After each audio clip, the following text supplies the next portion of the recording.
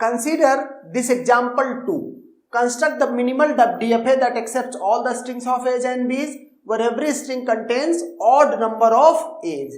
तो अगर odd number of age इस तरह से क्वेश्चन पूछा जा रहा है, ओके, और सिर्फ उन्हीं को एक्सेप्ट करे, तो फिर कैसे कहेंगे? इसका मतलब ये कहने की कोशिश कर रहा है इस लैंग्वेज की कोई भी स्ट्रिंग W, उसमें जो नंबर ऑफ एज हैं वो क्या हैं? वो ऑड है. ओके, ऑड है. इसका मतलब ये हुआ कि या तो कोई भी स्ट्रिंग W है इस लैंग्वेज की, तो उसमें या तो नंबर ऑफ एज क्या है?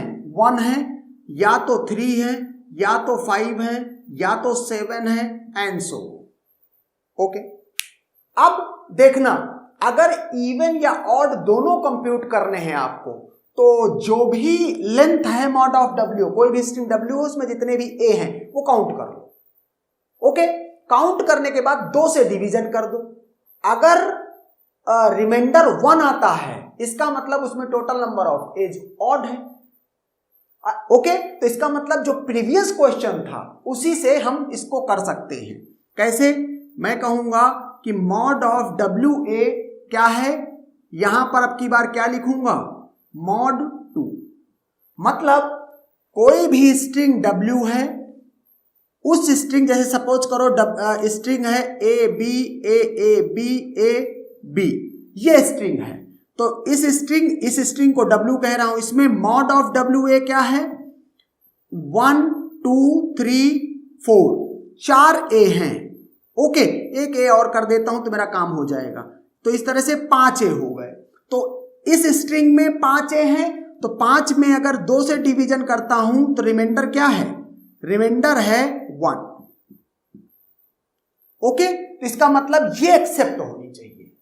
तो अब हमने क्या कहा? बहुत सिंपल सा फॉर्मूला, कि अगर कोई भी स्ट्रिंग W है उसमें जितने भी नंबर ऑफ एज हैं, अगर उनको काउंट कर ले और 2 से भाग दे तो रिमाइंडर 1 आना चाहिए, तो ही ऑड है. 2 का मतलब मैंने बताया था कि 2 स्टेट Q0 और Q1. और क्या मैंने लॉजिक बताया था कि जो नंबर यहां पर लिखा हुआ है, इन 2 में से जिस स्टेट की भी सबस्क्रिप्ट में ये नंबर है वही फाइनल स्टेट बनेगी. इसका मतलब ये क्या होगी? ये होगी फाइनल स्टेट. क्यों? क्योंकि ये देखो 1 यहां पर है, 1 1. ओके, अब बहुत ही स्ट्रेट फॉरवर्ड है. 2 स्टेट बनेगी, Q0 और Q1. यहां से देखो जो मिनिमम लेंथ की स्ट्रिंग है वो क्या है? 1. इसका मतलब एप्सिलॉन अब की बार नहीं पॉसिबल है. जो नंबर ऑफ एज हो वो 0 नहीं हो सकते. ओके, इसका मतलब Q0 को आप फाइनल स्टेट नहीं बना सकते हैं. अब हम सिंपल सा रूल अपना अप्लाई करेंगे कि नंबर ऑफ एज ऑड हो तो ही एक्सेप्ट हो. तो ये हमने क्या कर दिया? ए का ये ट्रांजिशन दिया इसको, और एक लेंथ का अगर स्ट्रिंग है, मतलब कोई भी स्ट्रिंग है जिसमें नंबर ऑफ एज ऑड है, जैसे अभी सपोज करो सिर्फ ए है. ओके, ए पर कंडीशन है, बी पर कोई कंडीशन नहीं है. इसका मतलब बी हो भी सकता, बी नहीं भी हो सकता. ये वाला केस हुआ तो ये एक्सेप्ट होना चाहिए, इसीलिए मैंने Q1 को क्या कर दिया? फाइनल स्टेट बना दी. ओके, अब सपोज करो कि 3 A हो, तो काम करूं यहां से A का ट्रांजिशन दूं और फिर से 1 के बाद 2 और 3 पे फिर से एक्सेप्ट हो रहा है.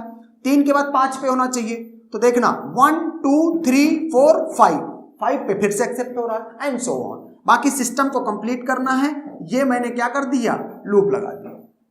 ओके, इस तरीके से ये क्या हुआ कि ये अब एक्सेप्ट हो रहा है. ओके, तो क्या ये DFA है? यस, ये DFA है. क्या ये MDFA है? यस, ये MDFA है. ओके, तो अगर इस सेकेंड पार्ट का आंसर देना है तो इसका क्या है आंसर? 2.